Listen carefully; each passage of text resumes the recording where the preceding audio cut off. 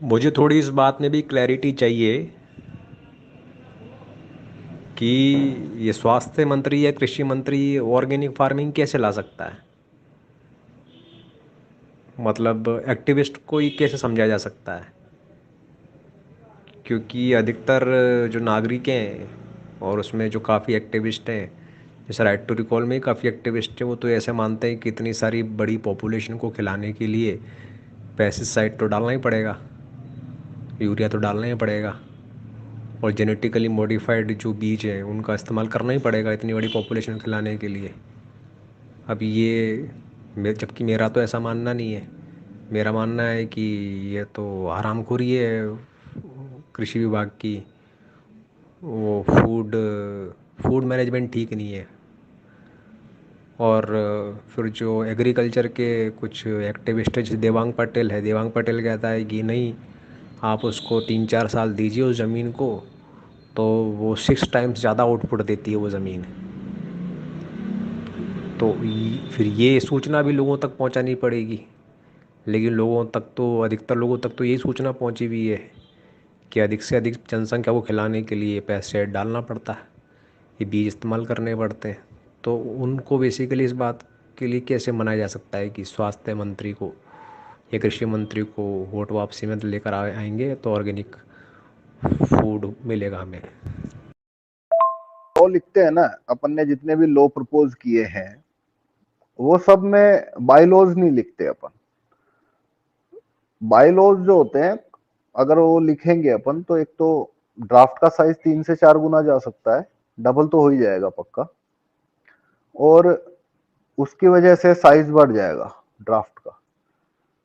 तो मैंने सोचा हुआ है, थोड़ा टाइम निकलेगा तो, लगभग अभी फिलहाल तो नहीं, 1 साल 2 साल तो कम से कम नहीं हो पाएगा, पर 1-2 साल बाद में मेरे दिमाग में है ये कि जितने भी ड्राफ्ट है उन सब के बायलॉज लिखने हैं अब मेरे को। तो बायलॉज जो लिखेंगे, असल में ड्राफ्ट से बदलाव क्या आएगा वो बायलॉज पढ़ने से पता लगता है। अभी हम ये सब चीजें बोल बोल के समझाते हैं, जिसको समझ में नहीं आता है उसको हम ये चीजें बोल बोल के समझाते हैं।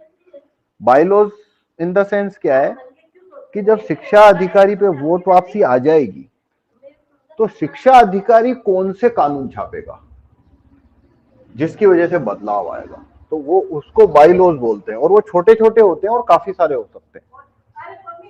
तो जनता को जो है वो उससे समझ आता है।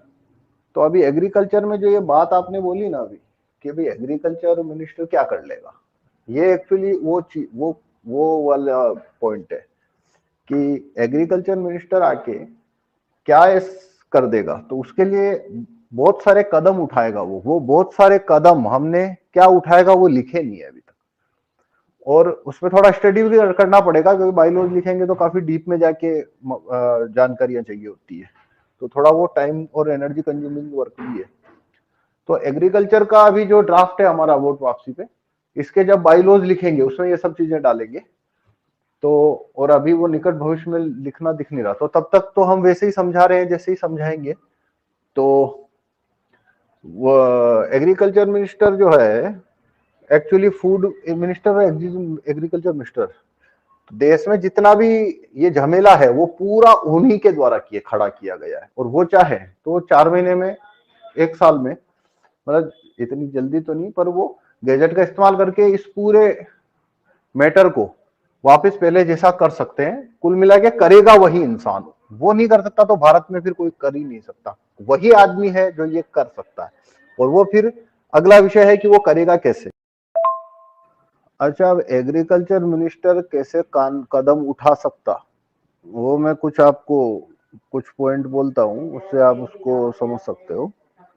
पहला तो जैसे यूरिया है और ये पेस्टिसाइड है, यूरिया पेस्टिसाइड डीएपी जो भी है, तो अब आउटराइटली इसको आप बैन करोगे तो क्या होगा, एकदम से पूरा स्ट्रक्चर बिगड़ जाएगा और खाद्य समस्या, खाद्यान्न की कमी भी हो सकती है फिर। तो अब इसका तरीका क्या है, तो इसको ग्रेजुअली कम किया जाएगा। मतलब एग्रीकल्चर मिनिस्टर ने सामने से ये रखा कि भाई इस वर्ष में सब्सिडी उड़ा रहा हूं यूरिया डीएपी की, तो यूरिया की वो सब्सिडी उड़ा देगा, और वो सब्सिडी को डायरेक्ट जनता के खाते में भेजेगा। देखो ये जरूरी बात है कि हमारा स्ट्रक्चर कैसा है कि जो सब्सिडी को गायब किया, तो असल में सब्सिडाइज होने के कारण वो सस्ता हुआ ना। तो एक फूड सब्सिडियां जितनी भी वो खत्म करेगा हार्मफुल चीजों से, वो एमआरसीएम का जो खाता है ना, उस खाते में चली जाएगी। अब एमआरसीएम नहीं आया तो क्या होगा, तो वो डायरेक्टली फूड सब्सिडी खाते में भेजना शुरू करेगा। तो वो सीधा आपके पास आने लग गया एक्स्ट्रा मनी। मान लो 100 रुपया आया, 200 रुपया आया, जो भी आया, वो पहले यूरिया में जा रही थी, डीएपी में, पेस्टिसाइड में, अब वो किधर गई, आपके पास आ गई। तो वो आप जो फूड खरीद रहे हो उसके अंदर वो पैसे का इस्तेमाल करोगे तो वो कॉस्ट बराबर हो गई। फिर दूसरे साल में या तीसरे साल में वो क्या करेगा, कुछ जीएम फसलें बैन करेगा, सभी नहीं, कुछ, ठीक है। बीटी को कंप्लीट बैन करेगा और पहले से बोलेगा भाई मैं बीटी अगले साल बैन करने वाला हूं और ये फसलें अगले 2 साल में मैं ये बैन करने वाला हूं, और बाकी चालू रहेगी। और फिर अच्छा उसने सब्सिडी सब्सिडी जो है पहले साल वो 20% सब्सिडी रिमूव करेगा, या चलो 50% करेगा, अगले साल 20% फिर से करेगा, उसके अगले साल 100% सब्सिडी रिमूव कर देगा, और 2 साल बाद में वो इस पे टैक्स ज्यादा कर देगा यूरिया डीएपी पे। तो ऐसे करके एक 5 साल का स्ट्रक्चर रखेगा वो, जिसके अंदर ग्रेजुअली वो धीरे धीरे जीएम फसलों को बैन कर रहा है। और उसमें भी कुछ जीएम फसलें हैं उनको इंस्टेंटली वो 1 साल बाद ही कर सकता है, कुछ को टाइम देगा, जैसे गेहूं हुआ, चावल हुआ, उसको टाइम देना जरूरी है, ठीक है ना। तो वो करता रहेगा। पेस्टिसाइड कंप्लीट ही बैन कर देगा, और वो बैन करेगा तो ये तो एग्रीकल्चर का मैटर है, अभी लोगों ने फसलें दे रखी है, तो वो अगले साल के लिए नोटिफिकेशन देगा कि अगले साल 1 जनवरी से पेस्टिसाइड कंप्लीट बैन रहेगा और यूरिया इसमें ये रहेगा। एक और कदम वो क्या उठाएगा, उसके बाद में वो क्या कर सकता है कि और एक कोटा बनाएगा। क्या है, आपने देखा होगा पटवारी वगैरह होते हैं ना, उनके पास में पूरा डिटेल रहता है कि उसके पंचायत में कितना जमीन है जिसपे खेती होती है, कितना जमीन है किसके पास, और कितना जमीन है जिसपे खेती होती नहीं है, ये उसके बाद डेटा रहता है। तो वो जो डेटा है पहले से, अब वो क्या करेगा, जो जो लोग लैंडलॉर्ड्स है जिनके पास जमीनें हैं, उसको एक कार्ड निकलवाना पड़ेगा यूरिया का, ठीक है ना, या यूरिया डीएपी का। तो उसमें क्या रहेगा, उसको पर, पर बीघा पे कितना यूरिया या पेस्टिसाइड, पेस्टिसाइड तो खैर कंप्लीट ही बैन रहेगा, पर कितना यूरिया उसको मिल सकता, ये उसको उससे मिलना शुरू होगा। तो उससे क्या है कि वो उससे ज्यादा डाल ही नहीं सकता, लाएगा किधर से। तो ऐसे करके वो ये कंट्रोल्ड यूजेस जिसको बोलते हैं ना, वो करना शुरू करेगा। अभी फूड एडल्ट्रेशन जो आ रहा है ना हर चीज में, उसकी एक वजह ये है, भारत में क्या है, ये जितना भी पेस्टिसाइड और जहरीले टॉक्सिक केमिकल्स है उनका कोई रेगुलेशन होता ही नहीं है। पैसा दो, फेंको, मर्जी पड़े जितना ले आओ और मर्जी पड़े जितना घुसा दो। पर जैसे सिलेंडर है अब थोड़ा डिरेगुलाइज हो रहा है, पर आज के 5 साल पहले तक आदमी को एक ही सिलेंडर मिलता था और एक ही मिलता था, दूसरा मिलने का सवाल ही नहीं था। बाद में 2 मिलते थे रिप्लेसमेंट के हिसाब से, एक भरा हुआ रहेगा, एक ऐसे रिप्लेस होता था। और ब्लैक में लेने जाते थे सिलेंडर तो पैसा सीधा डबल लगता था, ध्यान होगा आपको, मतलब सीधा 2 गुना पैसा दोगे तो सिलेंडर भरने में आता था। तो वो जो चीज का यूजेज को कंट्रोल करना हो, कि भाई एक ही आदमी 10 सिलेंडर, बड़ा आदमी है, फार्म हाउस है, उसके पास घर है 2-4, वो एक ही आदमी 20-20 सिलेंडर लेके ना बैठ जाए, उसके लिए उन्होंने क्या किया, इसको रेगुलराइज किया सिलेंडर को। ऐसे यूरिया पेस्टिसाइड, मतलब यूरिया और ये टॉक्सिक केमिकल जो भी फूड में काम आते हैं, वो सबको वो किया जा सकता है एक्चुअली में, इसके यूजेज को रेगुलराइज किया जा सकता है कि आपकी कैपेसिटी है उतना ही आप खरीद पाते हो, और आपके पास लैंड नहीं है तो बस आपके पास वो कार्ड ही नहीं है, तो हर कोई से खरीद भी नहीं पाओगे। जैसे होता है ना भाई, उसके कार्ड पे खरीद दिया, इसके कार्ड पे खरीद दिया, वो भी पॉसिबल नहीं है। और जो खेती कर रहा है उसको ही पहले उतना ही मिल रहा है, तो वो कहां से लाके देगा आपको।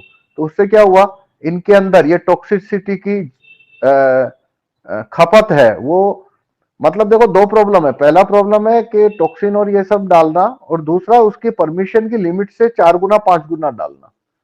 तो ये दूसरा वाला जो लॉस है 5 गुना, उसको कंट्रोल करने का ये तरीका है। तो एग्रीकल्चर मिनिस्टर जो है और हेल्थ मिनिस्टर है वो ये वाला काम भी कदम उठा सकते।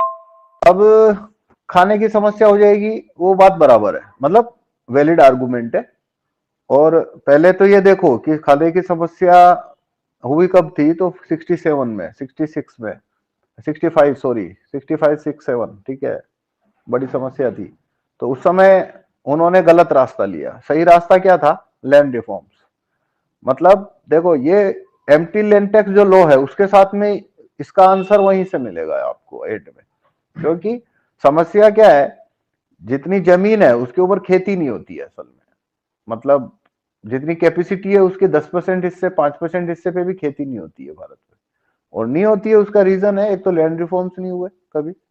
जैसे गुजरात में लैंड रिफॉर्म्स हो गए थे तो वहां पे खेती का रकबा बढ़ गया, तो वहां पे खाद्य अनाज की समस्या 40-50 के बाद में हुई ही नहीं है कभी।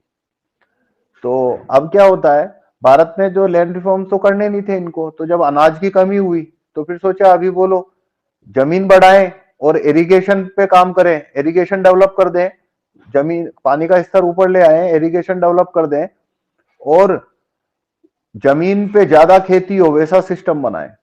तो उसके लिए पहला पॉइंट था जमीन। तो जमीन में लैंड रिफॉर्म्स करना पड़ेगा, खेती करोगे किधर? तो लैंड रिफॉर्म्स करने नहीं थे इनको।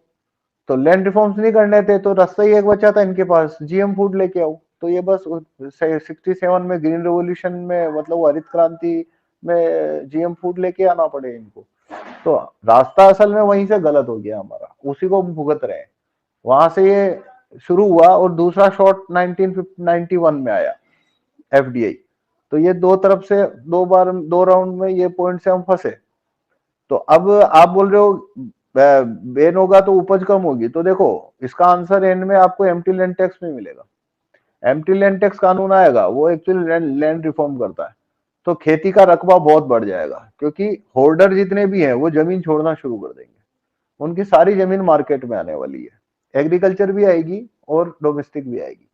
तो जब वो जमीन मार्केट में आएगी तो सस्ती हो जाएगी और काफी लोग हैं उनके जमीन का में हिस्सा बढ़ेगा। 2 बीघा 2 बीघा वाला 5 बीघे पे चला जाएगा, 1 बीघा वाला 3 पे पहुंचेगा।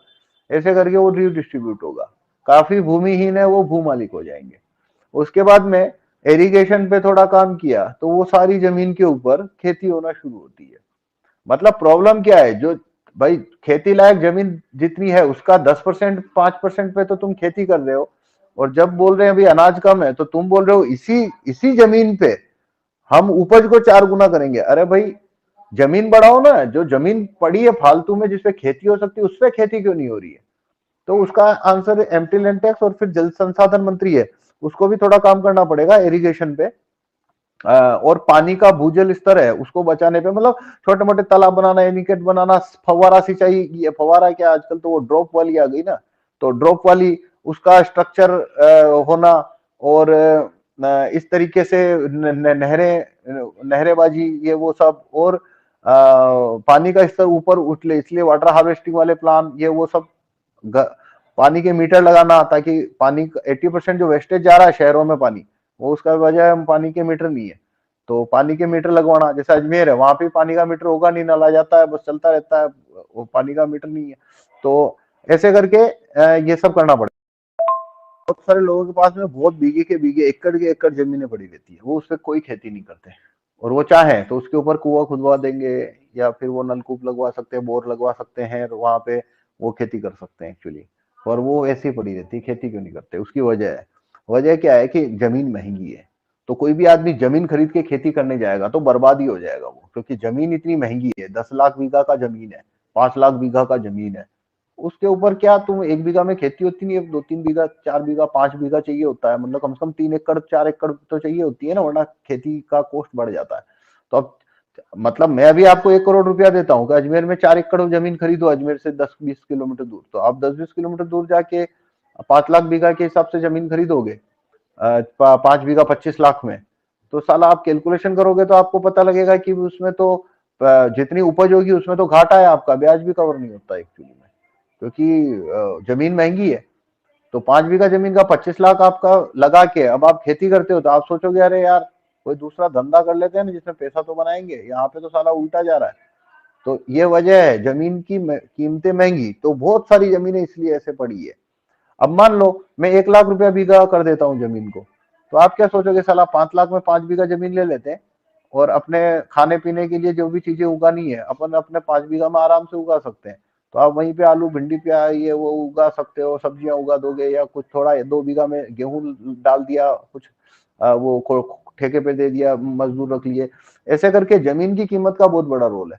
तो जिनके पास जमीनें हैं बड़ी बड़ी, वो ऐसे ही रख के रखते हैं, वो खेतियां करते नहीं है एक्चुअली में, और करते हैं तो उनको जमीन की कॉस्ट नहीं पड़ रही है, इसलिए उनको वो खेती करना चलता है। पर नया आदमी एंटर क्यों नहीं कर रहा खेत में? अब नए आदमी जो कर रहे हैं वो सब कारपोरेट एंटर कर रहे हैं, क्योंकि वो बड़ा से बड़ा लैंड का बैंक खड़ा करते हैं और पूरा का पूरा एक तरह से इंडस्ट्री हो जैसे, इस टाइप से 200 बीघा 500 बीघा के अंदर वो पूरी खेती शुरू करते हैं, जो कि अब ये चलन बढ़ता जाएगा, छोटे लोग हैं वो जमीन खोते जाएंगे और बड़ी फार्मिंग, इंडस्ट्रियल कॉर्पोरेट फार्मिंग वो बढ़ती जाएगी अब, और वजह वही रहेगी जमीन। तो हमको क्या करना चाहिए, जमीन की कीमतें कम लानी पड़ेगी असल में, तो खेती का रकबा मतलब कई गुना बढ़ जाने वाला है, बहुत ज्यादा बढ़ जाएगा और डिस्ट्रीब्यूट हो जाएगा। जैसे मीट बैन करना चाहिए, एक्सपोर्ट मीट, मतलब ये पानी की समस्या से जुड़ा हुआ मैटर है एक्चुअली में, कि जितनी सब्सिडी जाती है ना फार्मिंग के नाम पे, तो वो बहुत सारी सब्सिडी है वो एक्चुअली में नॉन वेज की तरफ घुस जाती है। तो इनडायरेक्ट सब्सिडी का ये सबसे बड़ा लॉस है। जैसे मैं बताता हूँ, दुनिया भर में जो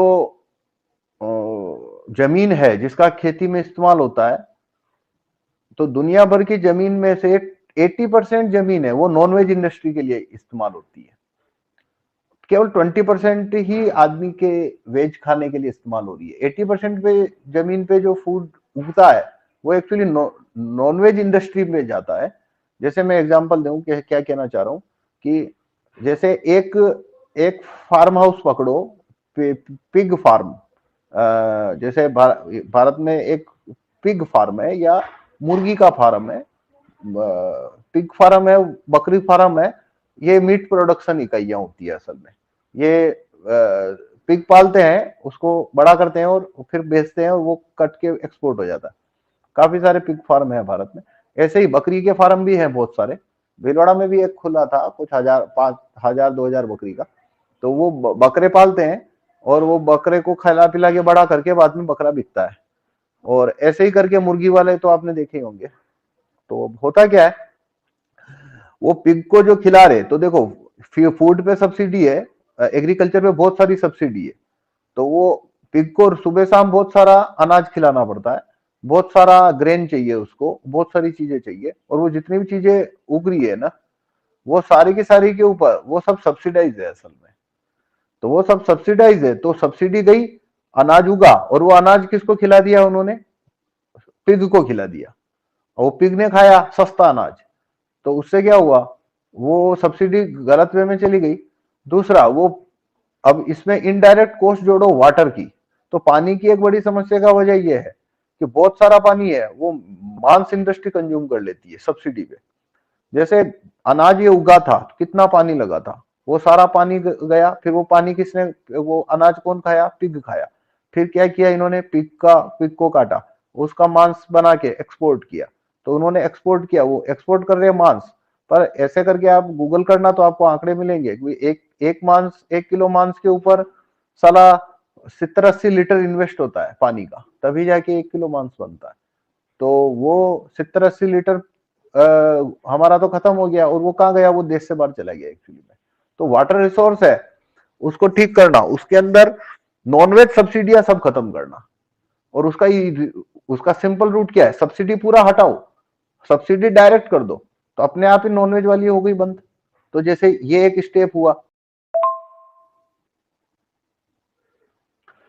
तो ऐसे छोटे छोटे बहुत सारे कदम इसमें आएंगे। फिर गाय का आएगा, अच्छा, फिर ट्रैक्टर की सब्सिडी बंद करना, और गाय का, और गाय को प्रमोट करना, गोचर भूमि बढ़ाना, और इरिगेशन ठीक करना, और उसके बाद में ऑर्गेनिक को बढ़ावा देने के लिए दूसरे कदम, जैसे सिक्किम, आप सिक्किम गूगल करो, पूरा सिक्किम ऑर्गेनिक स्टेट है अब, पूरा का पूरा, ठीक है ना।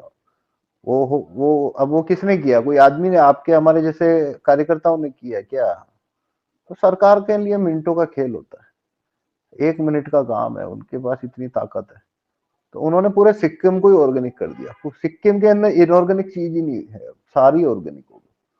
तो ऐसे पूरा भारत हो सकता है, कुछ नहीं है, वो चाहे तो वो कर सकते हैं। फिर ऑर्गेनिक को बढ़ावा देने के लिए इसी तरीके के बहुत सारे लॉ बाई लॉज वो बना सकते हैं। तो ऐसे करके एग्रीकल्चर मिनिस्टर और हेल्थ मिनिस्टर ये चाहे तो बहुत बड़े लेवल के ऊपर कर सकते हैं। और एक बार एग्रीकल्चर पे वोट वापसी आ गया तो उसको, वो अपने आप एम्प्टी लैंड टैक्स की मांग को खड़ी करवाने में मदद करना शुरू कर देगा कि भाई एम्प्टी लैंड टैक्स लेके आओ, ताकि हर आदमी खेती कर सके, हर आदमी, हमारा उपज का रकबा बढ़े। ये सब भी एग्रीकल्चर मिनिस्टर है तो वो एम्प्टी लैंड टैक्स को आगे पर प्रमोट करने के ऊपर वो भी काम करना शुरू कर सकता है। तो इस तरीके से इसमें काफी सारी चीजें हैं, मतलब लिखने जाएंगे बहुत हो जाएगा। अभी तो मैं लिखा नहीं हूँ, कुछ साल 6 महीने बाद में मैं एग्रीकल्चर का ड्राफ्ट लिखूंगा, तभी उसमें ये सारे बाइलॉज ऐड करूंगा। पर जनरल अंडरस्टैंडिंग के लिए मैंने आपको बताया कि भाई ऐसे बहुत सारे छोटे छोटे कदम है जो वो उठाना शुरू करेगा, और 2-3 साल के अंदर, 4 साल 5 साल के अंदर भारत में सारा कुछ वो वापस ऑर्गेनिक कर देगा, और कॉस्ट भी नहीं बढ़ेगी और कमी भी नहीं आएगी।